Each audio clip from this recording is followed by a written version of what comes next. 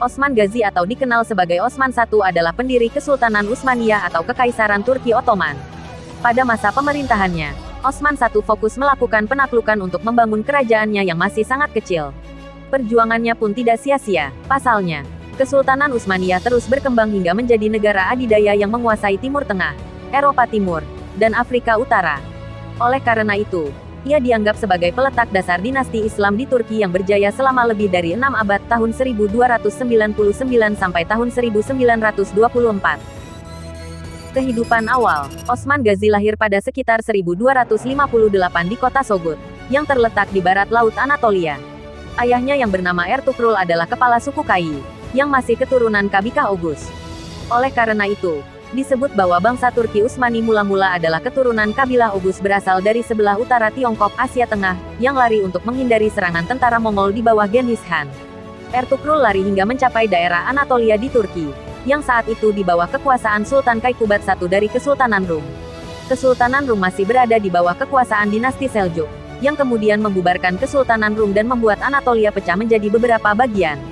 Di tempat itu, Ertugrul berjanji setia kepada Sultan Kaikubad I, yang kemudian memberi izin untuk membangun pemukiman di Sogut, yang berbatasan dengan Kekaisaran Bizantium atau Romawi Timur. Pada sekitar tahun 1281, Ertugrul meninggal dan pimpinan wilayah Sogut diteruskan oleh Osman. Mimpi Osman. Sebagai pemimpin wilayah Sogut, Osman memiliki hubungan baik dengan tokoh sufi yang bernama Syekh Edebali. Suatu ketika, Osman bermimpi ada bulan muncul dari dada Syekh Edebali dan kemudian masuk ke dalam dadanya. Setelah itu, dari pusarnya tumbuh pohon sangat rindang yang menaungi dunia. Di bawah pohon terdapat pegunungan yang mengalir air, di mana orang mengambil airnya untuk minum dan berkebun. Osman pun menceritakan mimpinya itu kepada Syekh Edebali, yang kemudian ditafsirkan. Adapun dalam tafsirnya, Syekh Edebali percaya bahwa mimpi itu meramalkan kerajaan masa depan Osman yang makmur. Mendirikan Kesultanan Utsmaniyah. Setelah kematian ayahnya, Osman mengambil alih komando suku dan mengorganisir pasukannya untuk berperang melawan Bizantium. Pada saat inilah, kekuatan Osman mulai terkenal di kalangan pengembara dan tentara bayaran yang kemudian bergabung di bawah kekuasaannya. Bermodalkan kekuatan militer dan kecakapan memimpin, kekuasaan Osman semakin kuat.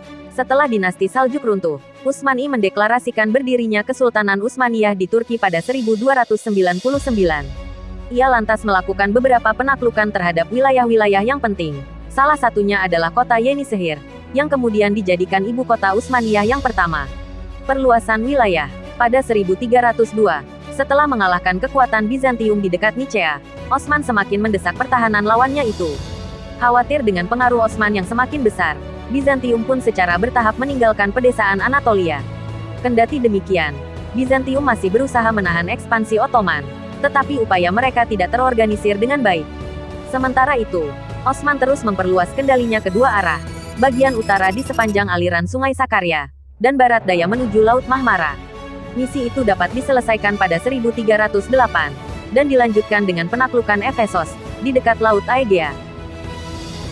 Wafat. Menjelang akhir pemerintahannya, Kesultanan Utsmaniyah berupaya menaklukkan kota Bursa. Akan tetapi, Osman tidak turun langsung ke medan perang dan ia meninggal pada 1323, tepat setelah pertempuran di Bursa usai. Osman I memerintah Kesultanan Utsmaniyah antara 1299 hingga tahun 1323. Ia kemudian digantikan oleh putranya yang bernama Orhan. Setelah kematiannya, Osman sempat dimakamkan di kampung halamannya di Sogut. Namun, Orhan memindahkan makamnya ke Bursa, setelah berhasilkan menaklukkan kota tersebut dan menjadikannya ibu kota Utsmaniyah yang baru. Setelah itu, Kesultanan Utsmaniyah terus berkembang pesat hingga runtuh pada tahun 1924.